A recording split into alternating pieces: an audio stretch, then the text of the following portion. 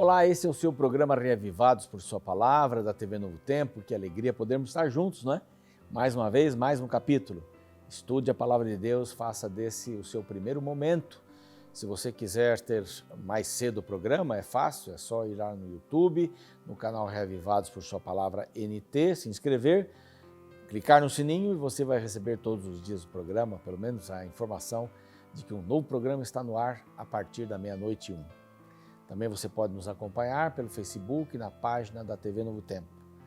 É muito bom poder ter tanta gente ali, tanta gente que conversa, que faz pedidos de oração, perguntas, que nos animam, sempre nos animando. Muito obrigado e um abraço a todos que estão por ali. Obrigado ao Cevisa, estamos aqui mais uma vez nesta temporada, gravando dentro das dependências do Centro Médico de Vida Saudável da Igreja Adventista aqui em Engenheiro Coelho, perto de Limeira, vale a pena conhecer.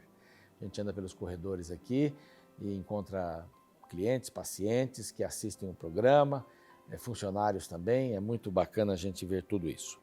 Bom, estamos inaugurando uma segunda parte no livro de Levíticos. Esta parte aqui vai falar sobre a investidura do sacerdócio. Nós tivemos a primeira parte aqui, que falou sobre os regulamentos dos sacrifícios.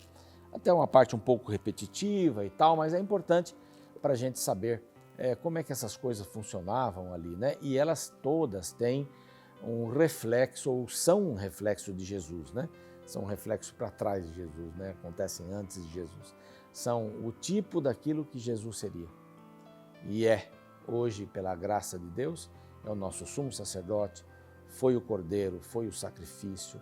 Nós temos ampla condição de recebermos a salvação por causa disso, total condição. A menos que não queiramos, e Deus respeita isso. Mas de outra forma, se quisermos, teremos a sua graça e seremos lavados pelo sangue de Jesus Cristo. É isso que importa bastante, né?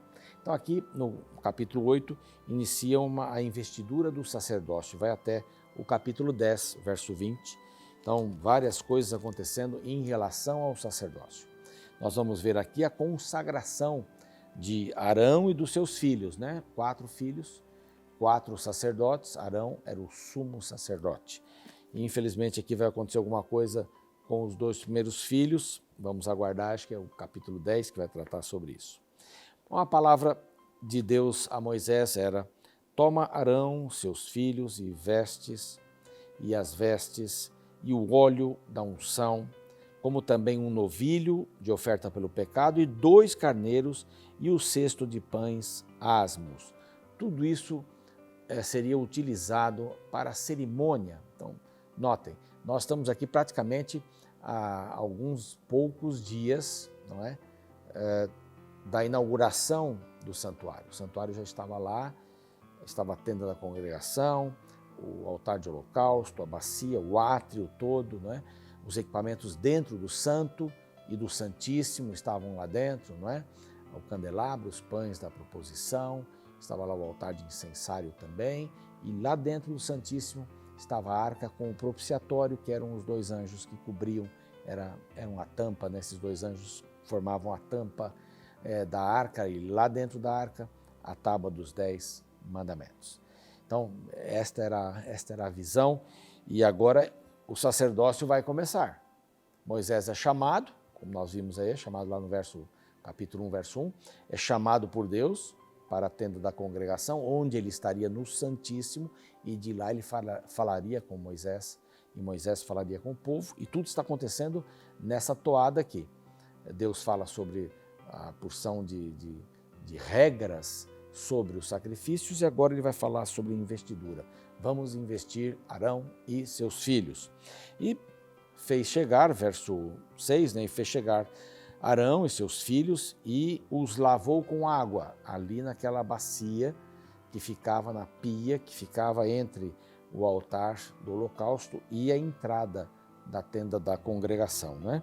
Então chegaram ali, foram lavados.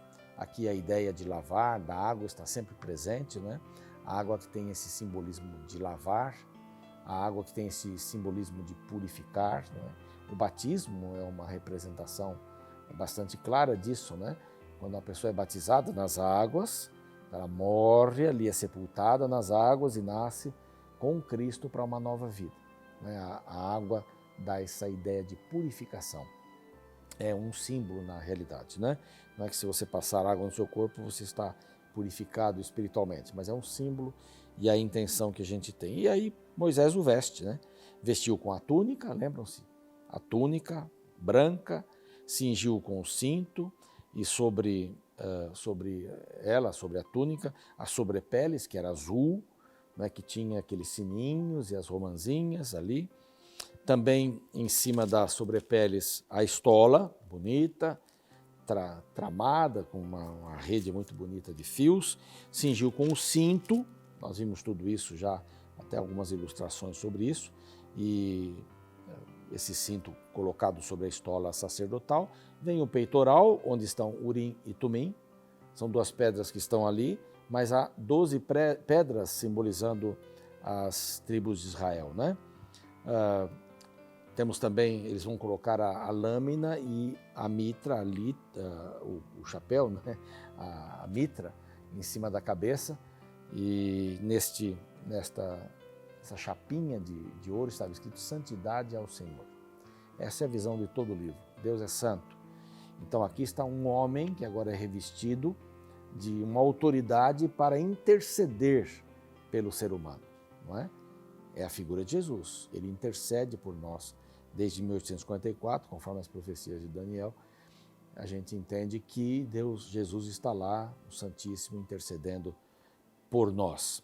Bom, a coroa e tudo mais. Então Moisés tomou o óleo e ungiu primeiro o tabernáculo. Todas as peças do tabernáculo, tudo o que havia no tabernáculo, ungiu depois o altar, todos os seus utensílios, a bacia com água estavam lá fora, também para os consagrar, o seu suporte. Ele então levou o óleo para ungir Arão, e Arão foi ungido, depois os seus filhos foram vestidos, eles também foram ungidos, foram separados para uma função específica. Eles não trabalhariam, eles não plantariam, eles não colheriam, eles estavam ali exclusivos para esse trabalho. Muitos creem que a função de um pastor é de um sacerdote, né? Na realidade, eu não creio dessa forma. Jesus, quando veio à terra, ele veio como um profeta, como um cordeiro. A função de um pastor é mais de um profeta, né? Do que de um intermediário.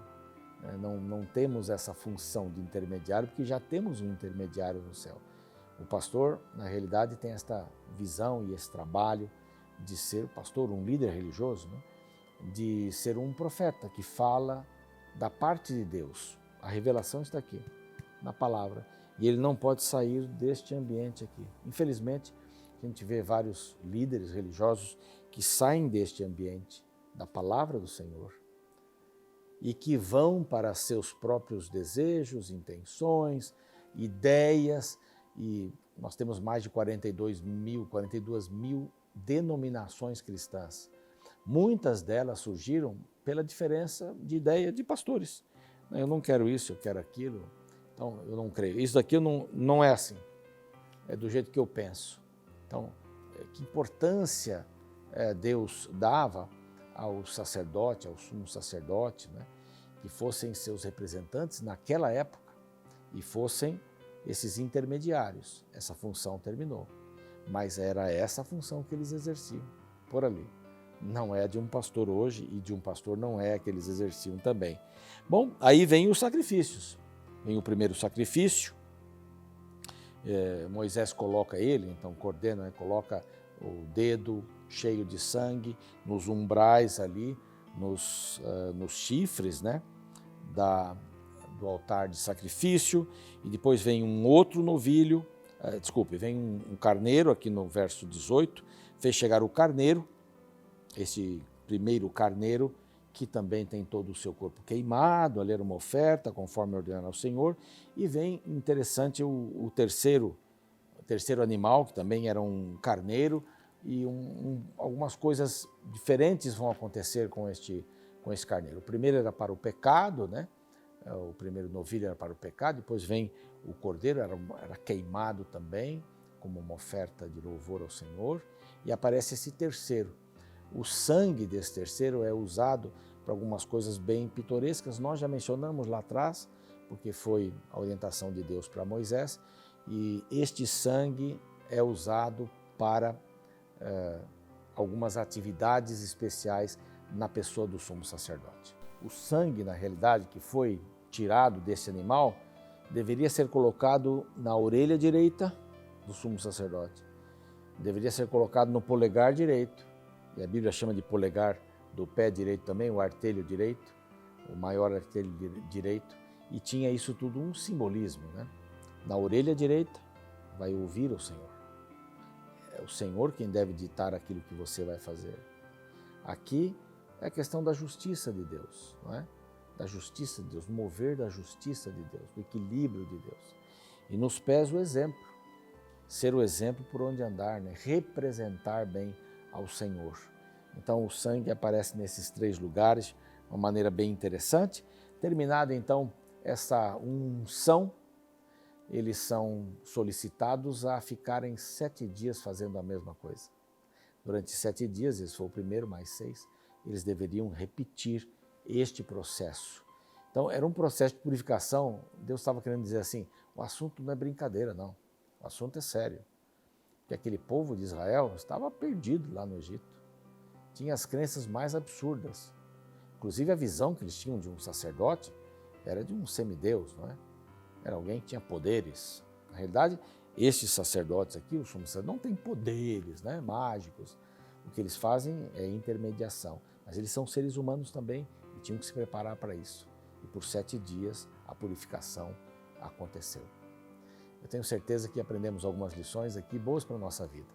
Devemos passar o sangue do Cordeiro aqui para ouvir o Senhor, para viver na sua justiça e para andar no bom caminho e termos bons exemplos para espalhar para os nossos amigos e aqueles que estão ao nosso redor. Vamos orar?